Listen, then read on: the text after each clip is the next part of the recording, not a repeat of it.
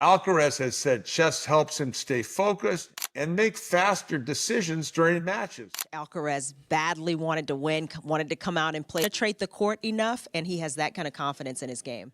Tennis experts are finally saying what opponents have been too afraid to admit.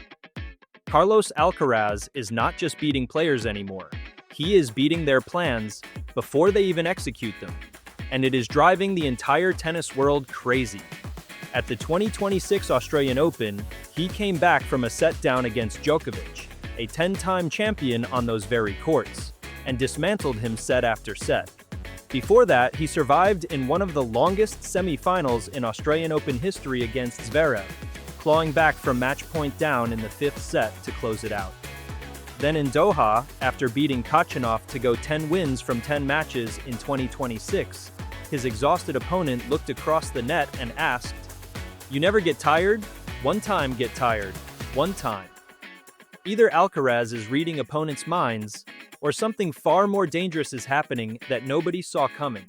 So what exactly is happening out there? What are these players actually experiencing when they step onto the court against Alcaraz? Nobody has an answer. Not Fritz, not Medvedev, not anyone. Until now. Because the most famous tennis experts in the world just revealed something that will change how you watch this sport forever. Picture this: you have spent weeks preparing. Your coaching team has dissected every match, every pattern, every tendency. You walk onto that court feeling ready, confident. You have a plan and it is a good one. First game, everything works. You are executing perfectly. For a brief moment you think, maybe this is the day. Then something shifts. Your best shot lands exactly where you planned. The angle is perfect. The placement is precise.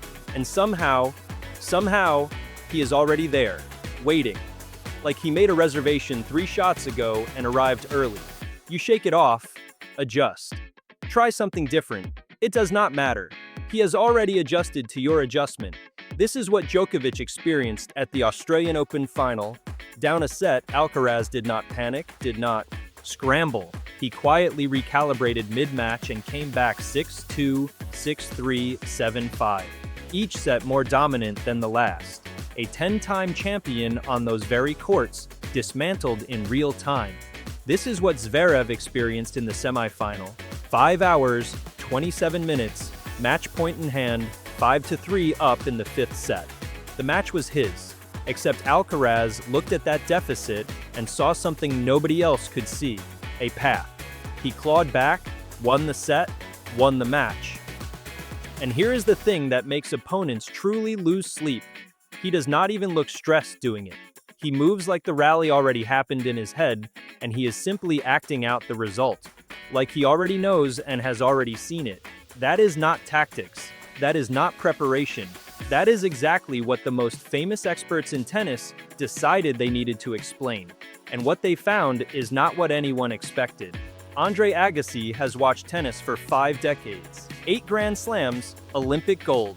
One of the most analytically gifted minds the sport has ever produced. When Agassi speaks about a tennis player, the entire world listens. And what he said about Alcaraz stopped everyone dead. He carries the touch of Federer, the defense of Djokovic, the topspin of Nadal. All 3, in one body, at 23 years old.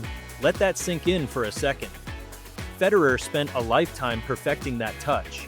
Djokovic spent 2 decades building that defense. Nadal spent an entire career generating that topspin. Alcaraz walked onto the tour and said, "Yes, all of that please," and then added his own weapons on top? Modest guy. But here is where Agassi said something that nobody was ready for. Even he, Alcaraz himself, sometimes does not know what he wants to do. Too many weapons, too many options. Analysis paralysis from an arsenal that is simply too large for one human being to contain. Now stop and think about what that means for opponents. You are standing across the net trying to predict what he will do next. Studying patterns, reading body language, processing everything at once. And the man on the other side of the net has not even decided yet. His own brain is still choosing. How do you prepare for someone whose next move is a mystery even to himself? You cannot. That is the answer. You simply cannot. Good luck out there. And yet somehow, he always ends up exactly where the ball is going. every single time, 7-time Grand Slam champion Mats Wilander made it even clearer. He said something that broke the tennis internet completely, that Alcaraz's style requires talent so rare it cannot even be used as a role model. You can copy Sinner's dedication.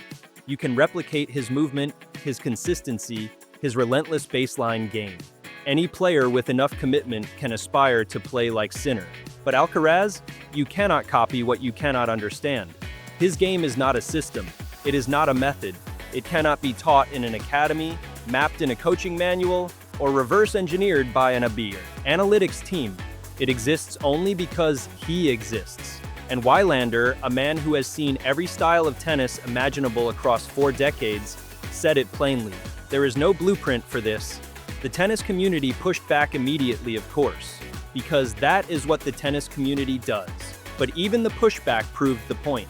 Analysts and former players spent days arguing about whether Wilander was right, and every single argument ended in the same place. Nobody could explain Alcaraz either. And then the tennis community landed on something that no expert had quite put into words yet. His game does not even make sense to Alcaraz himself. It is instinctual, automatic, operating below the level of conscious thought. He is not calculating his next shot like a chess player mapping 3 moves ahead. His decisions happen faster than thinking, faster than processing. By the time his opponent has identified the pattern and begun to react, Alcaraz has already responded to the response that has not happened yet. That is not a metaphor. That is literally what is happening on court. He is not reading minds. He does not need to. His instincts have already been there and back before your conscious mind has even formed the thought. Think about what that means practically. Fritz builds a game plan, logical, well-constructed, based on hours of film study. He steps onto the baseline to execute it. And in the fraction of a second between deciding and doing, Alcaraz has already moved. Not because he read the plan, but because his instincts processed the situation faster than Fritz's conscious mind could execute the decision. This is why there is no safe ball.